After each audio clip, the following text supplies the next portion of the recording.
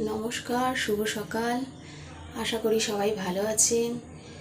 সকলকে জানাই শুভ রথযাত্রা উপলক্ষে প্রীতি ও শুভেচ্ছা। তো আমি এখন ঠাকুর মন্দিরে এসেছি, ঠাকুরের নাম ধ্যান করেই আজকে দিনটা শুরু করছি। প্রতিদিনের মতন ঠাকুরের নাম ধ্যান করে সারা দিনের কাজকর্ম শুরু করব। এখন আমি নিচের রুমে চলে এসেছি, বিছানা তুলে নেব। শুধু সময়ের অপেক্ষা কখন জগন্নাথ দেবকে দর্শন করব। চলুন এবার নিচের রুমগুলো ভালো করে ঝাড়টা দিয়ে নিলাম। এরপরে স্নান করব। স্নান করে কিন্তু আজকের আমি রান্নাটা করব না, কারণ আমি অনুকূল আছে সেখানে আজকে যাব। তো সেখানে ঠাকুরের নাম গান, সেখানে ঠাকুরের সঙ্গে কথা বলতে বলতে আমার ঝাড় দেওয়া কমপ্লিট। এবার আমি একটু জলে ফিনাইল দিয়ে ঘরটা মুছে নেব, ঘরটা পরিষ্কার করে নেব আজকে। তারপরে তাড়াতাড়ি করে আমাকে সৎসঙ্গে বেরিয়ে যেতে হবে। মোছার কাজটা করে তারপরে স্নান টান করে যাব।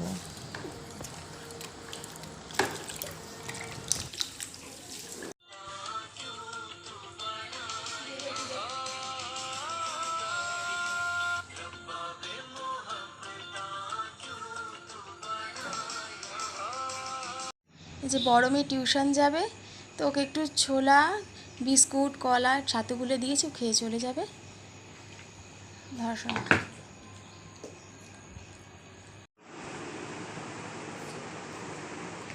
আমরা এখন একটু বেরোচ্ছি। আজকে রথ, তো রথে আমাদের অনুকূল ঠাকুরের সৎসঙ্গ আছে, সেখানে একটু যাব। আপনারা গেলে দেখাবো কোথায় যাচ্ছি।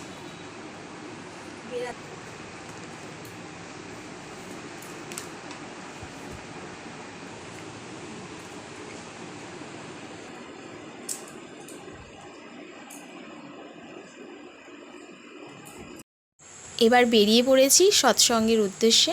আমার এই ছোট্ট স্কুটিটি নিয়ে মা আর মেয়ে বেরিয়ে পড়েছি। বৃষ্টি হচ্ছিল তাই রাস্তাটা ভিজে, এখন একটু বৃষ্টিটা কমেছে। এই যে দেখুন ঠাকুরের রথটি সাজানো হচ্ছে। ঠাকুর আসবে, সব লোকজন ভিড় করেছে মন্দিরের সামনে, ঠাকুরকে নামানো হবে। তো রাস্তায় তো লোকে ভিড়। এই যে আর একটা সামনে রথ আছে, সাজানো হচ্ছে, ঠাকুরকে এর মধ্যে নিয়ে সাজিয়ে তুলবে। ঠাকুরের মন্দিরের কাছাকাছি প্রায় চলে এসেছি, আর একটু গেলেই ঠাকুরের মন্দির। এই যে আমাদের মন্দিরটি, সৎসঙ্গ কেন্দ্র মন্দির। এখন মন্দিরে চলে এসেছি। তো ঠাকুরের সম্বন্ধে এখানে কিছু বক্তব্য বলছেন, কিভাবে ঠাকুরের পথ অনুসরণ করতে হবে, যজন যাজন ইষ্টভূতি করতে হবে, ঠাকুরকে শ্রদ্ধা ভক্তি, গুরুজনকে শ্রদ্ধা ভক্তি করতে হবে, এই সব সম্বন্ধেই আলোচনা হয়। এখানে আমরা অনেকেই আছি, তবেও পরিবেশটা এখানে খুবই শান্ত স্নিগ্ধ রয়েছে। এবারে চলে এসেছি খাবার জায়গায়, সবাই বসে গেছেন যে যার স্থানে, সবাই পরিবেশন করতে আসছেন, একসঙ্গে খাওয়া দাওয়া হচ্ছে, খুব ভালো লাগছে। দেখুন আপনাদেরও ভালো লাগবে, এটা একটা আনন্দ। সবসময় তো বাড়িতেই একা একা খাই বা বাচ্চাদের সঙ্গে খাই, তো আজকে সবার সঙ্গে খাচ্ছি, আমার তো খুব আনন্দ লাগে। আপনাদেরও ভালো লাগবে দেখলে। দেখুন একত্রিত হয়ে খাওয়া দাওয়া করছি।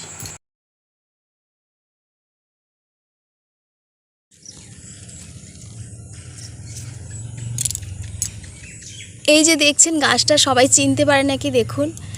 কালকের ওর বাবা মানে আমার হাজব্যান্ড এই গাছটা এনেছে, বললে গাছটা লাগিয়ে দাও। এই গাছটা হচ্ছে থালকুনি পাতা। আজকে রথের দিন হেতু আমি দেখুন কত বড় একটা গাছ লাগাচ্ছি। হতে পারে খুব বড় গাছ নয়, কিন্তু এই গাছটার যা উপকার দেয় মানুষের শরীরে, মানুষ এইটা যদি প্রতিনিয়ত সকালে উঠে এই পাতাগুলো খায়, থালকুনি পাতা, তো পেটের সমস্যা দূর হয়ে যায়। কিন্তু আমরা রোজ খেতে পারি না ঠিকই, তো বাবা বলে এই গাছটা পুঁতে দাও। তো আজকে আমি রথের দিনে এই গাছটা লাগিয়ে দিচ্ছি, যদি হয়ে যায়, আশা করি হয়ে যাবে। এইসব গাছ একটু পুঁতে দিলেই হয়ে যায়, কোনো অসুবিধা হয় না। এখানে পরিষ্কার করে আমি এখানটা লাগিয়ে দিলাম। এখন বাজে বিকেল 4টে। আমার হাজব্যান্ড লস্যি আর আখের রস এনেছে, তো আমি লস্যিটা ফ্রিজে রেখে দেবো, আখের রসটা এখন খাবো। যে আখের রস, আর তার সঙ্গে মিষ্টির প্যাকেটও আছে, সেটা বাচ্চাদের এই লস্যিগুলো আখের রসগুলো দিয়ে দেবো। মিষ্টিটা এখন খাবো না। আখের রস শরীরের জন্য খুবই ভালো, পেট ঠান্ডা করে, শরীর ভালো থাকে। এখন খাবো আমরা আখের রস।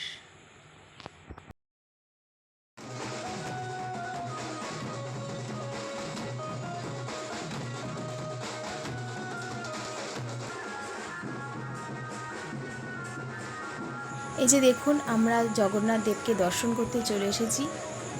দড়ি ধরে টানছি, আমার মেয়েও সামনে আছে, কেউ কাউকে দেখা যাচ্ছে না, এত ভিড়।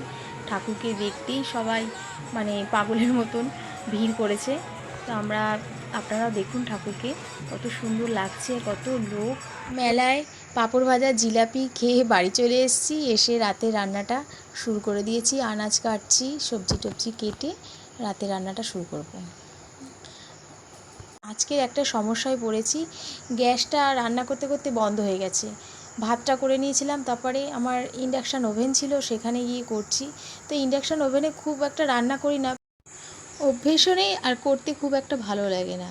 আর রান্নাটা খুব দেরি হয়ে গেছিলো, এই যে গ্যাসটাকে নিয়ে সমস্যায় পড়তে রান্না করতে করতে প্রায় 10টা হয়ে গেছে। তো বাচ্চারা খাবে বলে খুব তাড়াহুড়ো করছিলাম, তো একটাই তরকারি করেছি। আজকের ভিডিওটি এই পর্যন্ত। ভিডিওটি ভালো লাগলে লাইক, কমেন্ট, শেয়ার করবেন। সবাই ভালো থাকবেন। নমস্কার।